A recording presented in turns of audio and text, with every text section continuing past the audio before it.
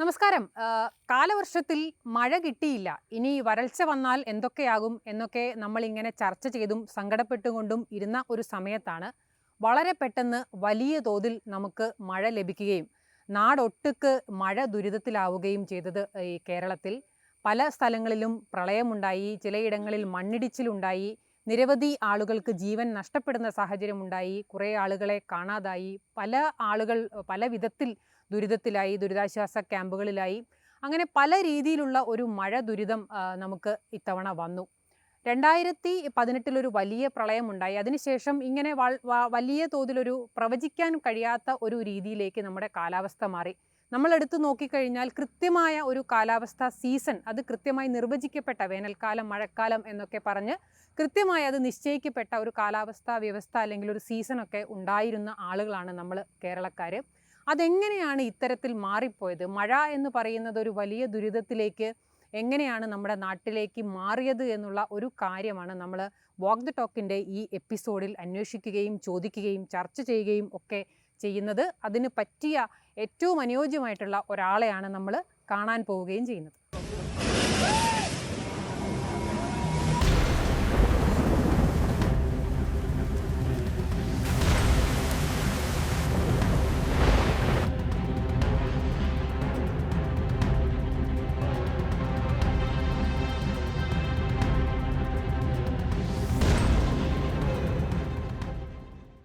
കൊച്ചി കുസാറ്റ് ക്യാമ്പസിലാണുള്ളത്. ഇവിടെ ഒരു റഡാർ റിസർച്ച് സെൻ്റർ ഉണ്ട്. റഡാർ റിസർച്ച് സെൻ്ററിൻ്റെ ഡയറക്ടറായിട്ടുള്ള സയൻറ്റിസ്റ്റ് ഡോക്ടർ എസ് അഭിലാഷ്, അദ്ദേഹവുമായിട്ടാണ് നമ്മൾ സംസാരിക്കാൻ പോകുന്നത്. അദ്ദേഹം ഈ കുസാറ്റ് അറ്റ്മോസ്ഫറിക് സയൻസ് ഡിപ്പാർട്ട്മെൻറ്റിൻ്റെ ഹെഡും പ്രൊഫസറും എല്ലാമാണ്. മാത്രമല്ല വളരെയധികം പ്രശസ്തനായിട്ടുള്ള, വളരെയധികം ഉന്നത നിലവാരം പുലർത്തുന്ന ഒരു അറ്റ്മോസ്ഫറിക് സയൻറ്റിസ്റ്റ് കൂടിയാണ് അദ്ദേഹം. ഇതിൻ്റെയൊക്കെ കാര്യകാരണങ്ങൾ കൃത്യമായിട്ട് വളരെ അധികം പഠിക്കുന്ന ഒരു വ്യക്തി കൂടിയാണ്. നമുക്ക് ഈ കാര്യങ്ങളൊക്കെ അദ്ദേഹവുമായിട്ട് ചോദിക്കാം.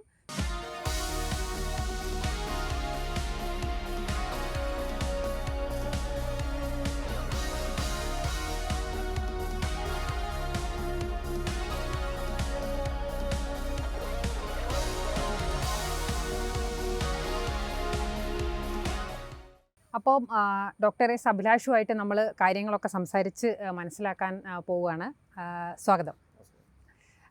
നമ്മൾ ഇങ്ങനെ പറയുമായിരുന്നു, കുറേ ദിവസമായിട്ട് ഈ കാര്യങ്ങളൊക്കെ തന്നെ പറഞ്ഞുകൊണ്ടിരിക്കുക. അതായത് മഴക്കാലത്ത് മഴ കിട്ടിയില്ല എന്ന് പറഞ്ഞാൽ നമ്മൾ സങ്കടപ്പെട്ട് വരൾച്ചയെക്കുറിച്ചൊക്കെ നമ്മളിങ്ങനെ ചർച്ച ചെയ്തുകൊണ്ടിരിക്കുകയായിരുന്നു. അപ്പോഴാണ് പെട്ടെന്ന് കുറേ മഴ അങ്ങോട്ട് വന്ന് എല്ലായിടത്തും വെള്ളം കയറി. ഇപ്പം എല്ലാവരും ചർച്ച വെള്ളപ്പൊക്കത്തിലേക്ക് മാറ്റി.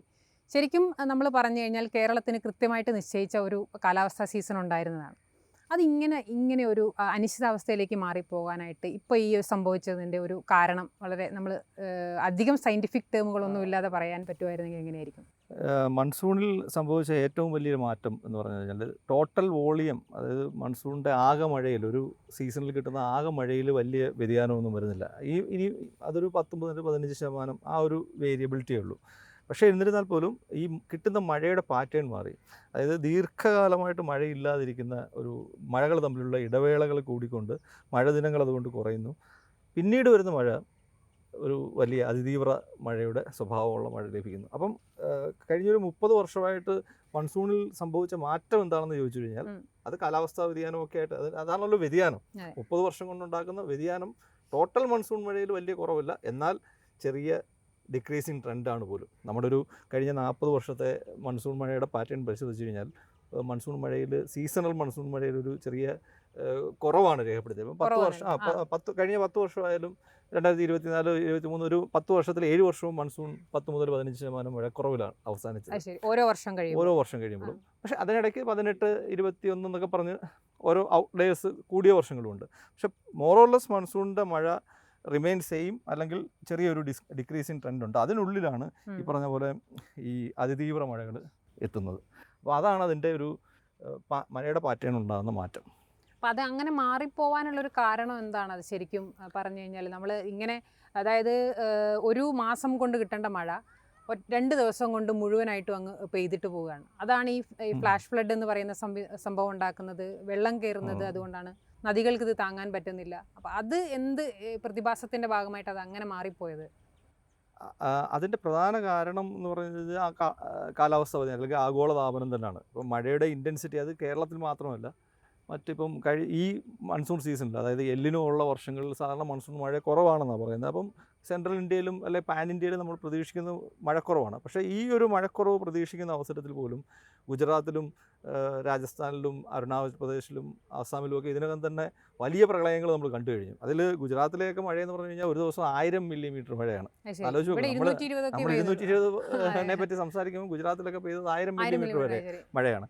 അപ്പം ആ ഒരു പാറ്റേണിലേക്ക് പൊതുവെ മൺസൂണിൻ്റെ ആ ഒരു എക്സ്ട്രീം ഇൻറ്റൻസിറ്റിയിൽ മൊത്തത്തിലൊരു പാറ്റേണിൽ ചേഞ്ച് ഉണ്ട്. അത് കേരളത്തിലും റിഫ്ലക്റ്റ് ചെയ്യുന്നു എന്നുള്ളതാണ്. അപ്പം അതിന് കാരണം പൊതുവേ ഇപ്പം കേരളത്തിലും ഇന്ത്യയിലും മാത്രമല്ല, പൊതുവേ ഈ അതിതീവ്ര മഴകൾ സ്പെയിനിലും യൂറോപ്പിലും ചൈനയിലും ജപ്പാനിലും എല്ലാം ഉണ്ട്. അപ്പം അത് ഒരു ആഗോള പ്രതിഭാസമാണ്. അപ്പോൾ അതിൻ്റെ കാരണം എന്ന് പറഞ്ഞാൽ ആഗോളതാപനം, അതായത് നമ്മുടെ അന്തരീക്ഷം അറ്റ്മോസ്ഫിയർ ചൂട് പിടിക്കുമ്പം അതിൽ കൂടുതൽ നീരാവിയെ ഉൾക്കൊള്ളാനുള്ള ശേഷി കിട്ടും. അപ്പം അതായത് എവറി 1 ഡിഗ്രി റൈസ് ചെയ്യുമ്പോൾ ഒരു 7% എക്സ്ട്രാ മോയ്സ്ചറോട് അത് കൺസ്യൂം ചെയ്യും നമ്മുടെ അറ്റ്മോസ്ഫിയർ. അപ്പോൾ ഇതിനെ റിട്ടേൺ ചെയ്തിട്ട് അത് കണ്ടൻസ് ചെയ്യുന്ന സമയത്ത് ഇത്രയും amount of volume of water വേപ്പറാണ് ലിക്വിഡ് വാട്ടറായിട്ട് കൺവേർട്ട് ചെയ്യുന്നത്. അപ്പോൾ അതാണ് മഴയായിട്ട് ലഭിക്കുന്നത്. അപ്പോൾ നമുക്ക് പണ്ട് കാലത്ത് കിട്ടിയതിനേക്കാളും കുറച്ചുകൂടി അധികം മഴ നമുക്ക് കിട്ടാനുള്ള സാധ്യത അവിടെ കൂടുതലാണ്. അപ്പോൾ അതാണ് ഈ അതിതീവ്ര മഴകളെ ഉണ്ടാക്കുന്നത്. പിന്നെ മഴ കിട്ടാനുള്ള മറ്റു കാരണങ്ങൾ ഇപ്പം ഈ കഴിഞ്ഞ സ്പെല്ലിലായാലും മൺസൂൺ സമയത്തിൽ ഈ താപനില മാത്രമല്ല, അന്തരീക്ഷ താപനില മാത്രമല്ല, ഈ നീരാവിയെ കൊണ്ടെത്തിക്കുന്ന മൺസൂണിൻ്റെ കാറ്റ് വളരെ പ്രധാനപ്പെട്ടതാണ്. അപ്പോൾ ഈ മൺസൂൺ സജീവ കാലഘട്ടത്തിലേക്ക് കിടക്കും. മൺസൂൺ ഒരിക്കലും ഒരു നിശ്ചിത എമൗണ്ട് ഓഫ് റെയിൻ ആയിരിക്കത്തില്ല ഒരു സീസണിൽ എല്ലാ ദിവസവും കിട്ടുന്നത്. അത് ഏറ്റക്കുറച്ചിൽ കാണും. ചില സമയങ്ങളിൽ ഇത് ആക്റ്റീവ് ഫേസിലേക്ക് പോകും, പിന്നെ കുറച്ച് മഴ കുറയുന്ന ശക്തി കുറയും. അപ്പോൾ ഈ ആക്റ്റീവ് ഫേസിലേക്ക് പോകണമെങ്കിൽ അതിനെ സപ്പോർട്ട് ചെയ്യുന്ന ആ സമയത്ത് മൺസൂൺ കാറ്റിനെ കൂടുതൽ വിൻഡിനെ സപ്പോർട്ട് ചെയ്യുന്ന കുറച്ച് വെതർ പാറ്റേൺസ് ഉണ്ട്. അതാണ് ഈ നമ്മുടെ പശ്ചിമ തീരത്ത് വരുന്ന ഓഫ് ഷോർ ടഫ് എന്ന് പറയും, അതായത് ന്യൂനമർദ്ദ പാത്തി എന്ന് മലയാളത്തിൽ പറയും. പിന്നെ ഈ സെൻട്രൽ ഇന്ത്യ, അതായത് ബേ ഓഫ് ബംഗാൾ തൊട്ടങ്ങ് പാകിസ്ഥാൻ വരെ നീണ്ടു നിൽക്കുന്ന ഒരു മൺസൂൺ മഴപ്പാത്തിയുണ്ട്. അപ്പോൾ അതിങ്ങനെ സെൻട്രൽ ഇന്ത്യ തൊട്ടങ്ങ് ഫുഡ് ഹിൽസ് വരെ ഇങ്ങനെ ഓസിലേറ്റ് ചെയ്തുകൊണ്ടിരിക്കും. അതിങ്ങനെ മൂവ് ചെയ്യുന്നതിനനുസരിച്ചാണ് നമുക്ക് ഈ ആക്റ്റീവ് ബ്രേക്ക് സൈക്കിളുമായിട്ട് ലിങ്ക് ചെയ്യുന്നത്. അത് സെൻട്രൽ ഫുഡ് ഹിൽസിലേക്ക് മൂവ് ചെയ്യുമ്പോഴേക്കും നമുക്ക് ഇവിടെ മഴ കുറയും. അത് നേരെ തിരിച്ച് ഇങ്ങോട്ട് വന്ന് സെൻട്രൽ ഇന്ത്യയിൽ എത്തുമ്പോഴത്തേന് നമുക്ക് സെൻട്രൽ ഇന്ത്യയിലും സൗത്തിലും ഒക്കെ മഴ കൂടും. അപ്പോൾ ഈ ആക്റ്റീവ് ബ്രേക്ക് സൈക്കിൾ എന്ന് പറഞ്ഞാൽ ഒരു സിങ്ക്രണൈസ്ഡ് ആയിട്ടുള്ള ഒരു സൈക്ലിക് പ്രോസസ്സാണ്. അപ്പം അതിൽ സംഭവിക്കുന്നത് ഇപ്പം കഴിഞ്ഞ സ്പെല്ലിലായാലും ഞാൻ അതിനൊരു നോർമൽ മൺസൂൺ മഴയായിട്ടാണ് കാണുന്നത് ഇതിനെ. കാരണം ഒരു നോർമൽ മൺസൂൺ കാലഘട്ടം, അതായത് 122 ദിവസമാണ് മൺസൂൺ മഴ. ഒരു ഡേ വെച്ച് കണക്കാക്കി കഴിഞ്ഞാൽ 4 മാസം, ജൂൺ മുതൽ സെപ്റ്റംബർ 30 വരെ. അപ്പം അതിൽ ഈ ആക്റ്റീവ് സ്പെല്ല് 3-4 തവണ വരാനുണ്ട്. അപ്പോൾ ഈ ആക്റ്റീവ് സ്പെല്ല് വരുമ്പോഴാണ് ഈ പറഞ്ഞ പോലെ മറ്റ് സിസ്റ്റങ്ങൾ ആക്റ്റീവ് ആകുന്നതും മൺസൂൺ കാറ്റിനെ പിടിച്ചു വലിക്കുന്നത്. അതിൻ്റെ കൂടെ ഈ പസഫിക്കിലെ ടൈഫൂണും ഒക്കെ ഈ മൺസൂൺ കാറ്റിനെ ഒന്ന് പിടിച്ചു വലിക്കുന്ന പുള്ളി ചെയ്തുകൊണ്ട് മൺസൂൺ എന്ന് പറഞ്ഞു കഴിഞ്ഞാൽ ഒരു പുഷ് പുൾ ട്രെയിൻ പോലെ. അപ്പോൾ നമ്മുടെ ഈ സൗത്തേൺ ഇന്ത്യൻ ഓഷ്യനിലെ ഒരു ഹൈ പ്രഷർ സോണുണ്ട്. അവിടുന്ന് ആ ഹൈ പ്രഷറിൽ നിന്നുള്ള വായു മർദ്ദം കൂടുതൽ, ആ മർദ്ദമുള്ള വായുവിനെ അവിടുന്ന് തള്ളിവിടുകയാണ്. ആ വരുന്ന കാറ്റിനെ പിടിച്ചു വലിക്കുമ്പോഴാണ് ഈ കാറ്റിന് കുറച്ചുകൂടെ ശക്തി കിട്ടുന്നത്. അപ്പോൾ ഈ പിടിച്ചു വലിക്കുന്ന സിസ്റ്റങ്ങളാണ് ഈ പറഞ്ഞ പോലെ ട്രഫ്, മൺസൂൺ മഴപ്പാത്തി, പിന്നെ ബേ ഓഫ് ബംഗാൾ ഉണ്ടാകുന്ന ന്യൂനമർദ്ദങ്ങൾ, പസഫിക്കിലെ ടൈഫൂൺ. അപ്പോൾ അത് സജീവമാകുമ്പോഴാണ് നമുക്ക് കാറ്റൂടെ കൂടി വരുന്നത്. അപ്പോൾ ഈ അവസരങ്ങളിലാണ് നമുക്ക് കാറ്റ് കാരണം മോയ്സ്ചറും അല്ലെങ്കിൽ നീരാവി കൂടുതൽ കരയിലേക്ക് കയറി വരും, പശ്ചിമഘട്ടത്തിൽ എത്തിച്ചേരും, അത് വലിയ മഴയായിട്ട് മാറും. അപ്പോൾ അതാണ് അതിൻ്റെ ഒരു പ്രോസസ്സ്. അപ്പോൾ ഇങ്ങനെ വരുമ്പം നമുക്ക് സ്വാഭാവികമായിട്ടും ഒരു സീസണിൽ ഒരു 3-4 ആക്റ്റീവ് സ്പെല്ല് പ്രതീക്ഷിക്കാം. അത് നോർമലാണ്. ഞാൻ പറഞ്ഞത് മൺസൂൺ മഴ നോർമലാണെന്നല്ല പറഞ്ഞത്. ഒരു മൺസൂൺ സീസണിൽ അത് ഏത് സമയത്ത് വരുമെന്ന് പറയാൻ പറ്റില്ല. അതായത് ഒരു മൺസൂൺ സീസണിൽ ഇങ്ങനെ വലിയ തോതിൽ മഴ പെയ്യുന്ന കുറച്ച് ദിവസങ്ങൾ എന്തായാലും ഉണ്ടാവും. അത് നോർമലാണ്. അത് മൺസൂണിൻ്റെ ഒരു ക്യാരക്ടറിസ്റ്റിക്സ് ആണ്. അതിനെയാണ് നമ്മളിപ്പം പേടിക്കുന്നത്. ഇത് നിങ്ങൾ പരിശോധിച്ച് കഴിഞ്ഞാൽ നമ്മുടെയൊക്കെ കുട്ടിക്കാലത്ത് തൊട്ട് ഈ രീതിയിലാണ് മൺസൂൺ പെയ്യുന്നത്. മൺസൂണിന്റെ പെയ്ത്ത് രീതി എന്ന് പറഞ്ഞാൽ ഇതാണ്. ഇത്രയും പ്രശ്നങ്ങൾ ഉണ്ടായിട്ടില്ലല്ലോ അന്ന്. ഇല്ല, അതിലേക്ക് നമുക്ക് കടക്കാം. ആ. അത് എന്തുകൊണ്ട് പ്രശ്നം ഉണ്ടാകുന്നു എന്ന് പറഞ്ഞു കഴിഞ്ഞാൽ മൺസൂൺ മഴയുടെ പെയ്ത്ത് രീതി മാറി. ആ. പണ്ട് കാലത്ത് ഒരു 200 ഇപ്പോഴത്തെ ഇതുമായിട്ട് നമ്മൾ കമ്പയർ ചെയ്ത് കഴിഞ്ഞാൽ ഈ ആക്റ്റീവ് സ്പെല്ലും ഇപ്പം 2018-ലും 19-ലും ഒക്കെ ഇതുപോലെ സ്പെല്ലുകളായിട്ട് വരുന്നത്.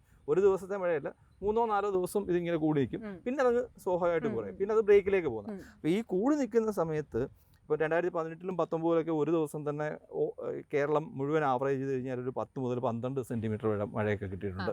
അതേസമയം ഇപ്പം കിട്ടിയ സ്പെല്ലിൽ 80 മില്ലിമീറ്റർ അല്ലെങ്കിൽ 7-8 സെൻറ്റിമീറ്റർ മഴയെ കിട്ടിയിട്ടുള്ളൂ ആവറേജ്, സ്റ്റേറ്റ് വൈഡ് ആവറേജ്. അപ്പോൾ അതിനേക്കാളും കുറവല്ലേ? അതിനേക്കാളും കുറവാണ്. അപ്പോൾ ഞാനതാ പറഞ്ഞത്, അപ്പോൾ ആ മഴ പോലും താങ്ങാൻ പറ്റാത്ത ശേഷിയില്ലാത്ത രീതിയിൽ മറ്റെന്തൊക്കെയോ നമ്മുടെ ലാൻഡിൽ സംഭവിച്ചു എന്നുള്ളതാണ്. അപ്പം മനസ്സിലായില്ലേ? അപ്പം മണ്ണിന് വെള്ളം എന്താ പറയാ അബ്സോർബ് ചെയ്യാൻ പറ്റുന്നില്ല, പിടിച്ചെടുക്കാൻ പറ്റുന്നില്ല. ഈ പെയ്യുന്ന വെള്ളം എളുപ്പം റൺ ഓഫ് ആയിട്ട് പോകുന്നു.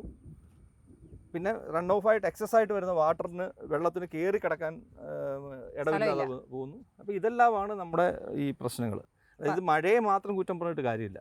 മഴ ഏതാ ഞാൻ പറഞ്ഞ മഴയെ ഞാൻ കുറ്റം പറയത്തില്ല. As a meteorologist I am enjoying this active spell. ഞാൻ ഫ്ലഡ് അല്ല എൻജോയ് ചെയ്യുന്നത്, it has to come. Otherwise താങ്കൾ മുമ്പേ സൂചിപ്പിച്ച പോലെ ഈ ഒരു സ്പെല്ലിൽ 10 ദിവസം കഴിയുമ്പോൾ നമ്മൾ വെള്ളമില്ലെന്നും പറഞ്ഞു മഴക്കുറവിനെ പറ്റി പറയും. ചൂട് കൂടിയത് കാരണം KSEB കറണ്ട് മനസ്സിലല്ലേ? ഇത് പറഞ്ഞുകൊണ്ടിരിക്കുന്ന 31 ജൂലൈ വരെ നമുക്ക് മൺസൂൺ മഴ കുറവെന്ന് പറഞ്ഞാൽ 36%.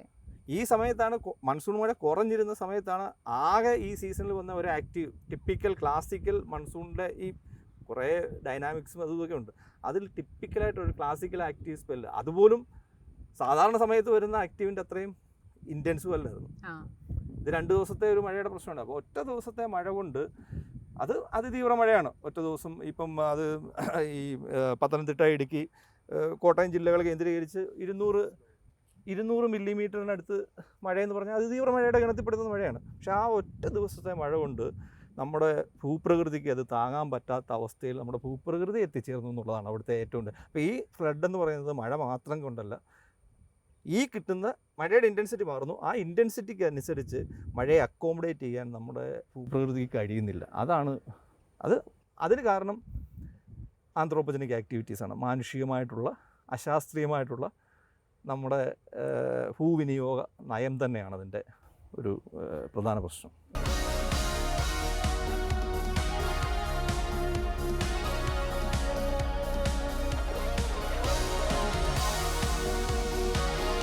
മുഖ്യമന്ത്രി അടക്കം പറഞ്ഞ ഒരു കാര്യം എന്താണെന്ന് വെച്ച് കഴിഞ്ഞാൽ പ്രഡിക്ഷൻസ് കിട്ടാനായിട്ട്, ഫോർകാസ്റ്റ് കിട്ടാനായിട്ട് ഒരു ഡിലേ വരുന്നുണ്ട്.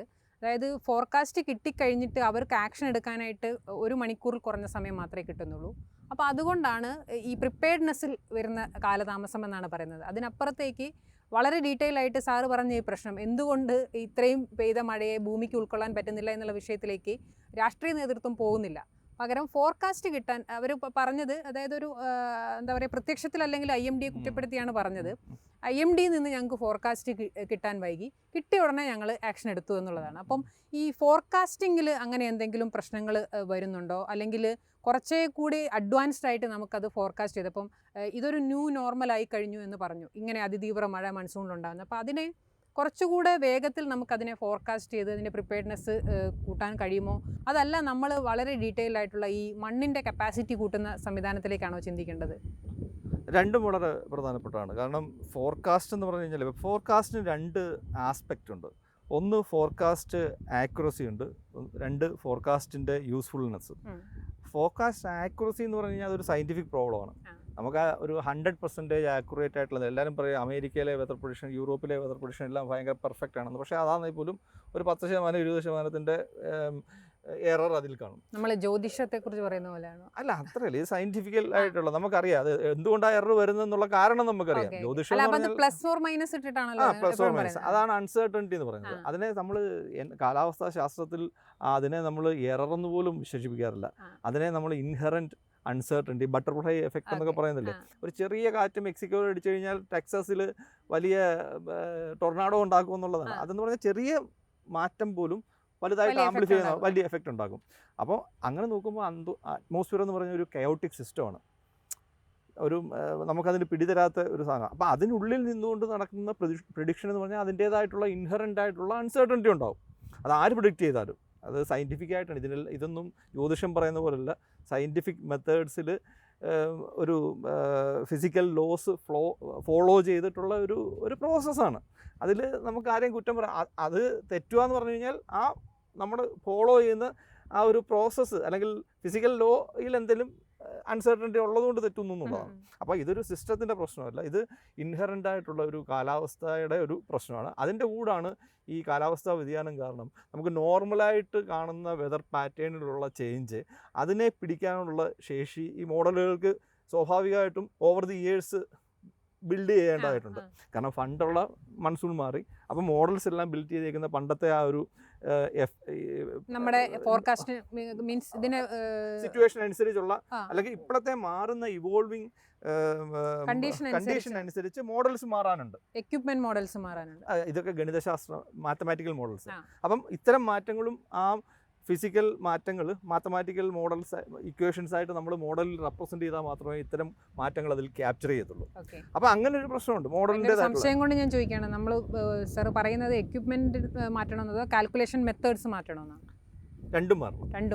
കാരണം ഇതിന് മോഡൽ ഒരു സ്ഥലത്ത് കിടക്കുന്നത്, നിങ്ങൾ പറയുന്ന പോലെ ഡേറ്റ മറ്റൊരു സ്ഥലത്ത്. ഇത് രണ്ടും പ്രശ്നമാണ്. നമ്മളെ സംബന്ധിച്ച് ഡേറ്റയുടെ ഒരു ഇൻഎഫിഷ്യൻസി ഉണ്ട്. കാരണം ഇവിടെ ഒരു ഒബ്സർവേറ്ററി ഉണ്ട്, ഇതുപോലത്തെ ഒരു റഡാറ് ഇന്ത്യയിൽ ആകെ 5 എണ്ണമേ ഉള്ളൂ. ഇന്ത്യക്ക് തന്നെ 5 എണ്ണമേ ഉള്ളൂ. ഇത്തരം റഡാറുകൾ വളരെ ആവശ്യമാണ്. കാരണം 24 കിലോമീറ്റർ വരെ ഉയരത്തിൽ നമുക്ക് അന്തരീക്ഷത്തിൻ്റെ പല തട്ടിലുള്ള കാറ്റിൻ്റെ മാറ്റം അറിയാൻ പറ്റും. അപ്പോൾ ട്രോപ്പിക്കൽ റീജിയൻ അല്ലെങ്കിൽ ഉഷ്ണമേഖലാ പ്രദേശത്ത് നമ്മുടെ വെതർ പ്രഡിക്ഷൻ ഏറ്റവും ആവശ്യമുള്ളത് കാറ്റിൻ്റെ വിതരണത്തിൻ്റെ ആക്യുറേറ്റ് പിക്ചറാണ്. കാരണം ഇവിടെ സംഭവിക്കുന്നത് നമ്മൾ ചെറിയൊരു കാറ്റിൽ മാറ്റം വന്നു കഴിഞ്ഞാൽ മഴ പെയ്യുന്ന റീജിയൻ മാറും, മഴയുടെ ഇൻറ്റൻസിറ്റി മാറും. ഈ പറയുന്ന ഞാൻ മുമ്പ് പറഞ്ഞില്ല, മൺസൂൺ കാറ്റാണ് യഥാർത്ഥത്തിൽ മഴയെ കൊണ്ടുവരുന്നത്. അപ്പം കാറ്റ് നമ്മൾ ക്യാപ്ചർ ചെയ്യുന്നതിലുള്ള പ്രശ്നങ്ങൾ നമ്മുടെ വേഗത അതിൻ്റെ ഡയറക്ഷൻ രണ്ടും ആക്യുറേറ്റ് ആയിട്ട് കിട്ടിയാൽ അതിൽ സംഭവിക്കുന്നത് നമുക്ക് നമ്മളിപ്പോൾ ഒരു പ്രഡിക്ഷൻ നടത്തുന്നു കൊച്ചിക്ക് വേണ്ടി. പക്ഷേ കാറ്റ് ഒരു അല്പം മാറിക്കഴിഞ്ഞാൽ നമ്മൾ പ്രതീക്ഷിക്കുന്ന മഴ, കൊച്ചി പ്രതീക്ഷിക്കുന്ന മഴ ആലപ്പുഴയിലോ അല്ലെങ്കിൽ കോട്ടയത്തോ പോയി പെയ്യും.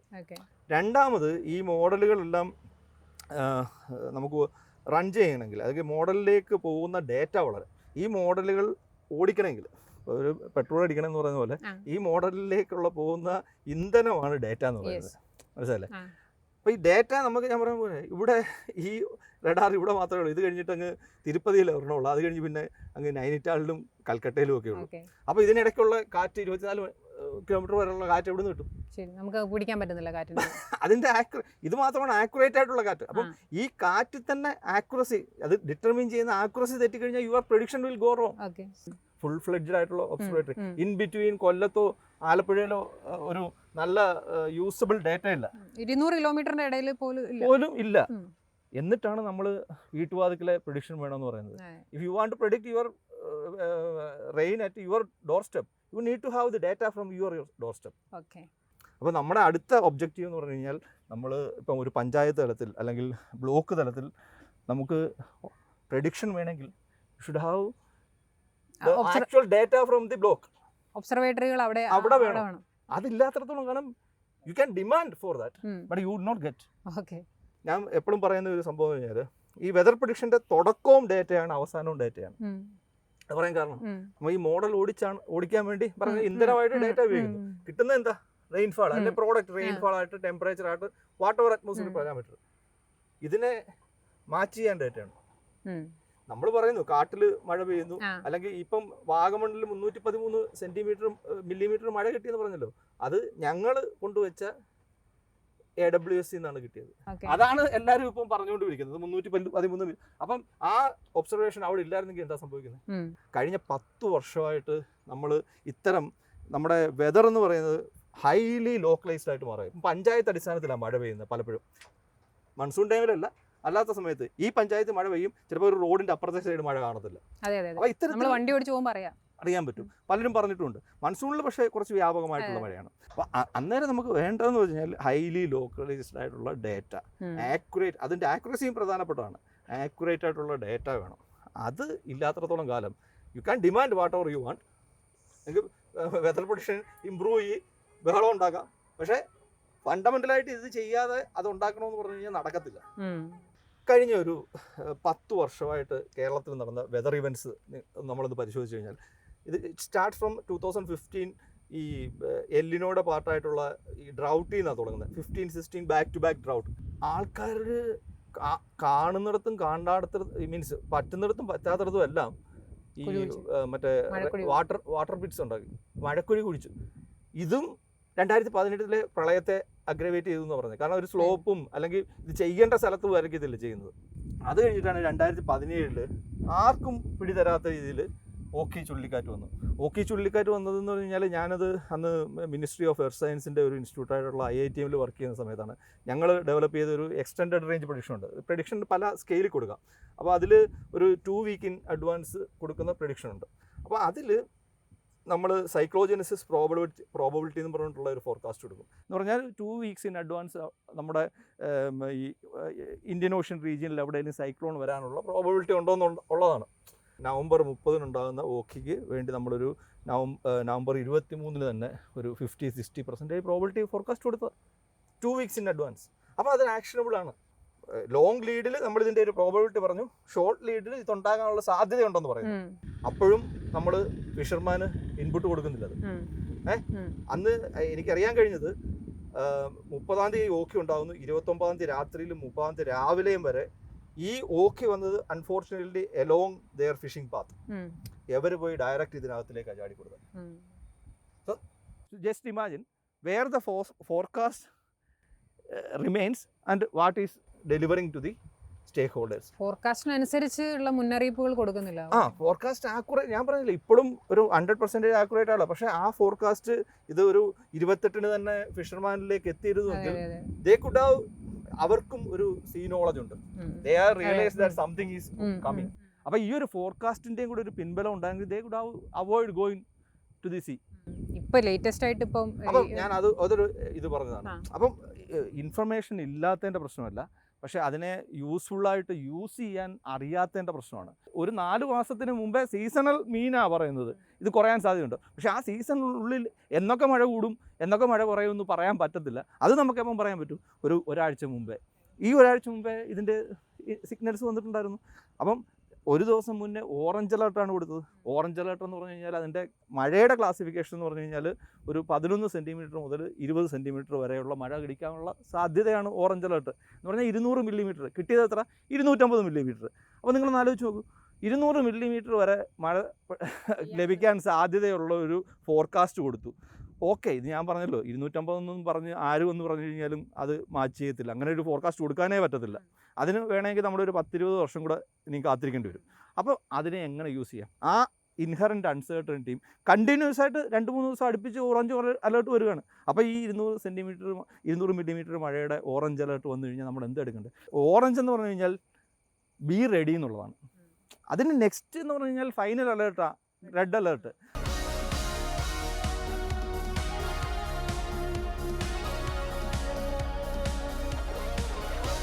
അപ്പോൾ നമ്മൾ ഈ പ്രഡിക്ഷൻ്റെ കാര്യം അതിൻ്റെ വസ്തുതയും കാര്യങ്ങളൊക്കെ പറഞ്ഞു. രണ്ടാമതൊരു കാര്യമുള്ളത്, ഈ പെയ്യുന്ന മഴയെ മുഴുവൻ ഉൾക്കൊള്ളാനുള്ള ശേഷി നമ്മുടെ ഭൂമിക്കില്ല, അല്ലെങ്കിൽ നമ്മുടെ ഡാമുകൾക്കില്ല എന്നുള്ള കാര്യം മനസ്സിലാണ്, വസ്തുതയാണ്. നേരത്തെ തന്നെ സൂചിപ്പിക്കുകയും ചെയ്തു സാറ്. അപ്പം അതിൻ്റെ ഒരു പ്രശ്നം എന്താണ്? നമ്മുടെ ഡാം മാനേജ്മെൻറ്റിൻ്റെ പ്രശ്നമാണോ, അല്ലെങ്കിൽ നമ്മളായിട്ട് കൊണ്ടുവന്നിരിക്കുന്ന ഈ നമ്മുടെ ഡീഫോറസ്റ്റേഷൻ്റെ പ്രശ്നമാണോ? നമ്മൾ ഭയങ്കരമായിട്ട് ഫോറസ്റ്റ് കൂടി എന്ന് പറഞ്ഞ് നടക്കുന്ന ആളുകളാണ്. മഴ പശ്ചിമഘട്ടത്തിലുണ്ടാകുന്നു. പശ്ചിമഘട്ടത്തിൽ ഈ മഴ ഇൻറ്റൻസിറ്റി കൂടുന്നത് കൊണ്ട് തന്നെ പശ്ചിമഘട്ടത്തിന് ഓവർ ദി ഇയേഴ്സ് ഇത്തരം വലിയ മഴയെ താങ്ങി നിർത്താനുള്ള ശേഷി നഷ്ടപ്പെട്ടു. അപ്പോൾ സംഭവിക്കുന്നത് ഈ റോഡ് കൺസ്ട്രക്ഷൻ, മറ്റുള്ള കൺസ്ട്രക്ഷൻ, അതുപോലെ തന്നെ ഫസ്റ്റ് ഓർഡർ സ്ട്രീമിനെയൊക്കെ ബ്ലോക്ക് ചെയ്തിട്ടുള്ള നിർമ്മാണ പ്രവർത്തനങ്ങൾ, റിസോർട്ട്, ഇങ്ങനെയൊക്കെയുള്ള പല പല മോഡിഫിക്കേഷൻസ് വന്നിട്ടുണ്ട്. പിന്നെ അഗ്രികൾച്ചറിലായാലും പ്ലാന്റേഷനിലൊക്കെ മാറ്റം വന്നിട്ടുണ്ട്. അപ്പം ഈ വലിയ മഴയെ പണ്ട് കാലത്ത് ഈ മഴയെ തടഞ്ഞു നിർത്താനുള്ള ഒരു കുറച്ച് സംഭരണ ശേഷി ഉണ്ടായിരുന്നു. അത് ഓവർ ദി ഇയേഴ്സ് നമ്മുടെ പശ്ചിമഘട്ടത്തിന് നഷ്ടപ്പെട്ടിട്ടുണ്ട്. അതിൽ കാരണം മഴയല്ല, ഗ്ലോബൽ വാർമിങ്ങിനുണ്ടാക്കുന്ന ആന്ത്രോപ്പജനിക് എഫക്റ്റ് അല്ല, ഇത് ലോക്കലി ഉള്ള ആന്ത്രോപ്പജനിക്, അല്ലെങ്കിൽ മാനുഷിക പ്രവർത്തനങ്ങളുടെ ഫലമായിട്ടുണ്ടാകുന്നതാണ്. ഒഴുകി വരുന്ന വെള്ളത്തിന് കയറി കിടക്കാൻ ഇടമില്ല. അപ്പം നദി എന്ന് പറഞ്ഞാൽ നദീ തടം എന്ന് പറയുന്ന സാധനം ഉണ്ടല്ലോ. നദീ തടം എന്ന് പറഞ്ഞു കഴിഞ്ഞാൽ വെളിയിൽ നിന്ന് വരുന്ന വെള്ളം എക്സസ് വാട്ടറിനെ പരത്തി ഒഴുക്കുന്ന സംവിധാനങ്ങളാണ്. ഓവർ ദി ഇയേഴ്സ് നമുക്കറിയാമല്ലോ, നദീ തടങ്ങൾ പോയിട്ട് നദിയെല്ലാം ഒരു കനാൽ പോലാണ് ഇപ്പം പല സ്ഥലത്തും നദി ഒഴുകുന്നത്. അതായത് രണ്ട് നടുക്കൂടെ പോകുന്നു, വെള്ളം കൂടിക്കഴിഞ്ഞാൽ അത് ഒഴുകുന്നില്ല, അത് ചോക്കാകുന്നത് മാത്രമേ ഉള്ളൂ. അപ്പം നദീതടങ്ങളിലും അതുപോലെ ഈ വെള്ളം പോയി കിടക്കുന്നത് നദീതടങ്ങളുമായിട്ട് ബന്ധപ്പെട്ടിട്ടുള്ള ഈ ചതുപ്പ് നിലങ്ങൾ, വെറ്റ്ലാൻഡ്സ്, അതുപോലെ പാടി ലാൻഡ്സൊക്കെ നമുക്ക് 8 ലക്ഷം ഹെക്ടർ കേരളത്തിലുള്ളത് ഇപ്പം 2 ലക്ഷമായിട്ട് മാറി. ഇപ്പം ഈ നെൽകൃഷി എന്നൊക്കെ പറയുന്നത് ഒരു കൃഷി മാത്രമല്ല, യഥാർത്ഥത്തിൽ വെള്ളത്തിൽ ഉണ്ടാകുന്ന നെല്ലിനോടൊപ്പം തന്നെ ഈ വെള്ളപ്പൊക്കത്തെയും കൂടെ നിയന്ത്രിക്കുന്ന ഒരു സംവിധാനമാണ് നെൽവയലുകൾ എന്ന് പറയുന്നത്. മീനച്ചിൽ, മണിമല, അച്ചൻകോവിൽ, പമ്പ, ഈ 4 നദികളുടെ വെള്ളം, ഫ്ലഷ് ചെയ്യുന്ന വെള്ളം എത്തിച്ചേരുന്നത് കുട്ടനാട്ടിലും വേമ്പനാട്ടിലുമാണ്. അപ്പോൾ ഓവർ ദി ഇയേഴ്സ് കുട്ടനാട്ടിലും വേമ്പനാട്ടിലുമായിട്ട് വെള്ളം എടുക്കാനുള്ള കപ്പാസിറ്റി കുറഞ്ഞു. വിസ്തീർണം തന്നെ ഏകദേശം 60-70% ഏരിയ കുറഞ്ഞു. ഡെപ്ത്, അതുപോലെ തന്നെ ഇത്തരം ഈ പ്രളയം കൊണ്ടുവന്ന് ഡെപ്പോസിറ്റ് ചെയ്തിട്ടുള്ള ചെളിയും എക്കലും ഒക്കെ മാലിന്യങ്ങളും വന്ന് ഡെപ്പോസിറ്റ് ചെയ്തിട്ട് ഡെപ്തും കുറഞ്ഞു. അപ്പം യഥാർത്ഥത്തിൽ ഇപ്പം വന്ന ഫ്ലഡിൽ സംഭവിച്ചു കഴിഞ്ഞാൽ മഴ അധികമില്ല, അതേ 1-2 ദിവസത്തെ മഴയേ ഉള്ളൂ. പക്ഷേ ഈ ഡാമിൽ നിന്നുള്ള വെള്ളത്തിൻ്റെ വരവുമില്ല. ഈ 2 സിറ്റുവേഷനിൽ മൂഴിയാർ ഒരു കുറച്ച് സമയത്തേക്കേ തുറന്നുള്ളൂ. മൂഴിയാർ വളരെ ചെറിയ ഡാമാണ്, കുറച്ച് സമയത്തേക്കേ തുറന്നുള്ളൂ. ഈ തിരുവല്ലയിലൊക്കെ 3-4 ദിവസമായിട്ട് ഒരേ ലെവലിൽ വെള്ളം നിൽക്കുകയാണ്. മഴയുമില്ല, ഡാമിൽ നിന്നുള്ള വെള്ളമില്ല. മണിമലയിൽ നിന്ന് വന്ന വെള്ളമാണ് ഈ തിരുവല്ലയിൽ. പക്ഷേ അത് എത്തിക്കഴിഞ്ഞാൽ ഒഴുകി പോകേണ്ടതാണ്. തിരുവല്ലയിൽ വെള്ളം എത്തിക്കഴിഞ്ഞാൽ അവിടുന്ന് ഒഴുകി പോകേണ്ടതാണ്. പക്ഷേ ആ വെള്ളം അവിടെ തന്നെ നിൽക്കുകയാണ്.